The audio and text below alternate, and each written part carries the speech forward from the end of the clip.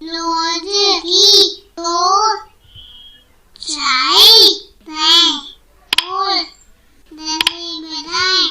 दोस्तों, क्या आपको ये दो तस्वीरें याद हैं जो आपकी NCERT की कक्षा 5वीं की पुस्तक आसपास के पाठ 3 से ली गई थी।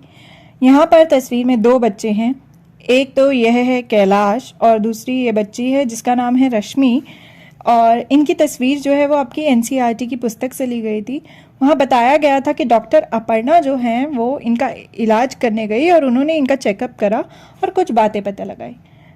अगर आपको याद हो तो रश्मि के बारे में आखिर क्या पता लगा था, चलिए एक बार फिर से हम याद करने की कोशिश करते हैं और पढ़ते हैं कि डॉक्टर अपर्णा ने रश्मि के बारे में क्या पता लगाया उसका चेकअप करके। जो रश्मि है वो 5 साल की है, 5 years old है रश्मि। 3 साल की लगती है, हाथ पैर पतले और पेट फूला हुआ है, अक्सर बीमार रहती है।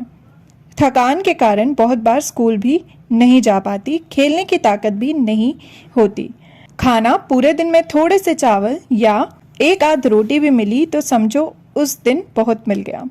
तो अगर हम ध्यान से देखें तो रश्मि जो है 5 साल की होने के बावजूद 3 साल की लगती है, क्योंकि वो इतनी कमज़ोर है और छोटी दिखती है कि वो 5 साल की होने के बावजूद दिखने में 3 साल की है। और साथ ही हम देखें तो उसे बहुत थकान रहती है जिस कारण से वो स्कूल भी नहीं जा पाती।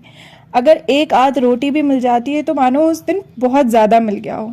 तो अगर हम इसके खान पान को देखें, डॉक्टर अपर्णा ने इसे ये भी कहा था कि इसकी प्रॉब्लम है कि ये सही खाना नहीं खा रही है, क्योंकि जितना इसके शरीर को चाहिए उतना खाना रश्मि को मिल ही नहीं रहा। हमने ये भी जाना था कि हमारे देश में बहुत से ऐसे बच्चे हैं जिन्हें रश्मि की तरह भरपेट खाना नहीं मिलता और उसके बहुत से कारण हैं। तो दोस्तों, अगर हम देखें ध्यान से तो रश्मि जो है उसे काफ़ी लंबे समय तक भरपेट खाना नहीं मिला, जिस कारण से उसे काफ़ी दिक्कतें आ रही हैं। तो यदि जब किसी को बहुत समय तक भरपेट खाना नहीं मिलता तो उसे किसी ना किसी समस्या का सामना करना पड़ता है, जैसे कि रश्मि को भी करना पड़ रहा है। आपको क्या लगता है, बहुत समय तक भरपेट खाना ना मिलने पर हमें स्वास्थ्य संबंधी कैसी समस्याओं का सामना करना पड़ता है? यानी कि what kind of health problems occur when we don't get enough food for a very long time? मतलब हमारे शरीर में हमारा जो स्वास्थ्य होता है, हमारी जो हेल्थ होती है, उस पर क्या असर पड़ता है यदि बहुत लंबे समय तक खाना जो है वो भरपेट ना मिले? क्या क्या समस्याएं जो हैं वो सामना हमें करना पड़ता है? क्या आपने किसी को देखा है जिसने बहुत लंबे समय से भरपेट खाना ना खाया हो, जैसे कि रश्मि?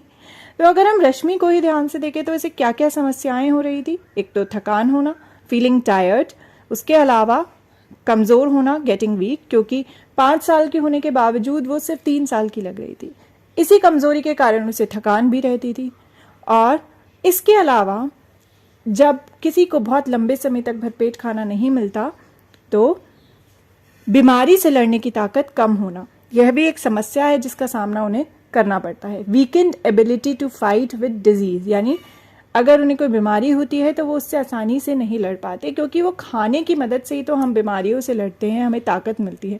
जब हम खाना ही भरपेट नहीं खाएंगे तो हमें ताकत ही नहीं मिलेगी, तो बीमारी से लड़ने की जो क्षमता होती है, ताकत होती है, वो भी कम हो जाती है।